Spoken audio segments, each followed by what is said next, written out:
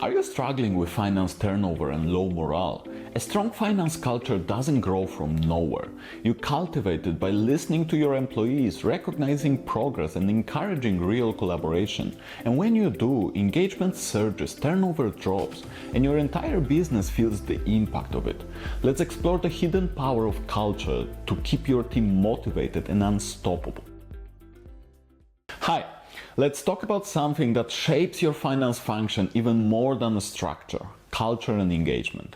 You might have the perfect organizational chart, but if your morale is low or collaboration is non-existent, turnover skyrockets and performance suffers.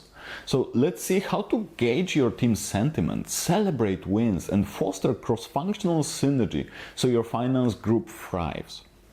This video addresses the second of the three key areas of the people in foundation of Phoenix Finance Framework: culture and engagement. If you don't have it yet, in the description of the video you will find a link to the Phoenix Finance Health Assessment Toolkit that helps you understand where your finance team stands in terms of maturity and health.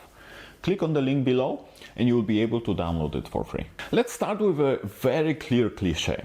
You can't fix what you don't measure. So if your organization runs an engagement or satisfaction survey, dig into the finance specific results because your department might have its own distinct concerns. If no formal survey exists, create a smaller targeted poll or feedback forum. This helps you pinpoint emerging issues early and treat them as leading indicators of turnover or performance dips. Remember, employees often appreciate simply being asked for input. If they see you incorporate that feedback into real changes, you build a trust and atmosphere brightens. The difficult situation arises, though, if your team doesn't feel safe to express its opinions. In this situation, make it an anonymous survey or ask HR to help you have this conversation without you and compile the outcome in an anonymous way for you. Make sure you be very clear that you will hold no grudges based on it. It's a big test for your own growth mindset and ability to take feedback. Bored or frustrated employees rarely do their best, and they often leave for better cultures, or if they stay, it's highly probable that sooner or later you will see some of the destructive and toxic behaviors forming in your team. That leaves you constantly hiring replacements, which undermines knowledge continuity. Meanwhile, missed deadlines or sloppy reports can be symptomatic of deep dissatisfaction in the team. By proactively addressing team sentiment, you can keep your best talent engaged and give them reasons to invest further in your finance function. Recognize that if the environment is negative, no amount of pay or fancy titles will fix the underlying discontent. It can alleviate it for a while, sure, but never in the long run. Start by listening, show that you genuinely care, and of course you do need to genuinely care, and commit to an action plan. After collecting feedback from surveys or one-on-one sessions, dissect the recurring pain points. Could be growth satisfaction, confusion about the roles, or internal communication gaps. Summarize them in the key action areas, maybe an improved recognition program or ongoing cross-training. By focusing on the big underlying issues, you can direct your efforts more effectively rather than plastering band-aids on random complaints. Remember, a culture of engagement fits directly into your leadership pipeline. Satisfied employees are more likely to stay, learn, and step up into higher roles. If you treat engagement as some fluffy extra, you'll never harness that benefit. But if you link it to the real career growth, you'll see staff actively leveling up their skills. Engagement isn't a separate HR initiative. It's a catalyst for building the finance leaders of tomorrow and possibly your own replacement. In the finance team in particular, often there is another challenge.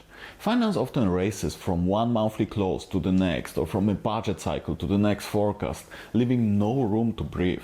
Over time, the team feels like cogs in a machine. That's why celebrating success, or even a small process improvement, gives your people a spark of pride. Maybe it's a quick drink or a personal thank you note. If your company policy doesn't cover small gatherings, invest a bit of your own money in the team afternoon or an appreciation lunch. Such gestures show genuine care and let your team step back, realize how far they've come, and re-energize for the next big push.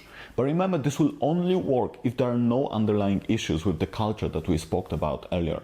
If there is a risk that they would see it as trying to bribe them, and it might backfire very fast. Also remember that finance is never about working alone. You are working with marketing on budgets, with operations on cost controls, and with sales on revenue projections.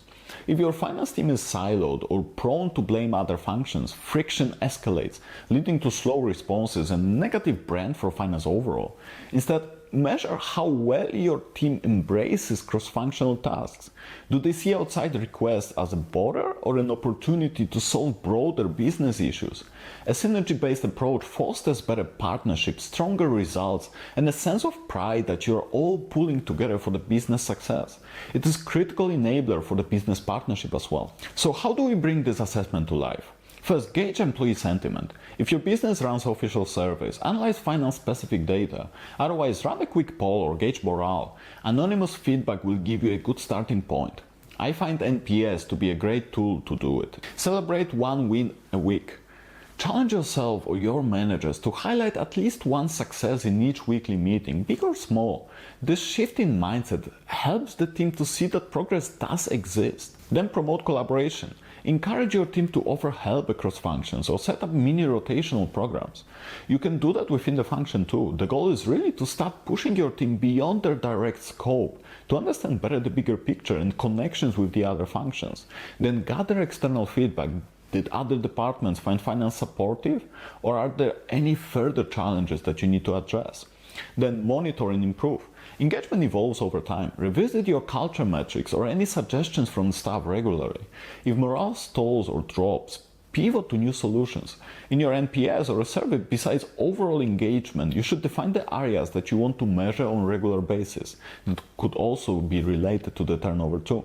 For example, career progression, collaboration, leadership, etc. At the heart of every high-performing finance team lies a positive, collaborative culture. Engagement feeds motivation, motivation fuels performance, and the performance drives business outcomes. By listening to staff feedback, actively celebrating their wins, and fostering a collaborative spirit, you shape a culture where retention remains high and frustration remains low. It's never just about numbers. It's about people feeling heard, recognized, and united behind a common goal. Put these strategies into practice and watch your entire department light up with fresh energy and a deeper sense of belonging.